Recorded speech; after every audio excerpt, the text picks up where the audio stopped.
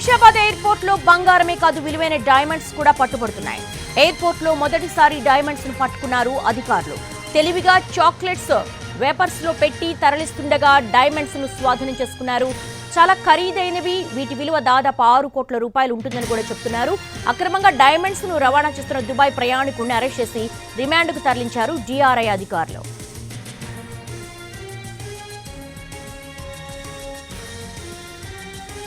అత్యంత విలువైన డైమండ్స్ స్వాధీనం చేసుకున్నారు DRI అధికారులు. చాక్లెట్ వెపర్స్ లో డైమండ్స్ పెట్టి తీసుకెళ్తున్నారు. అయితే దానికి సంబంధించి కూడా దుబాయ్ ప్రయాణికుడిని అదుపులోకి తీసుకుని అరెస్ట్ చేసి రిమాండ్కు తరలించారు DRI అధికారులు. శంషాబాద్ ఎయిర్పోర్ట్ లో భారీగా డైమండ్స్ పట్టుబడ్డాయి.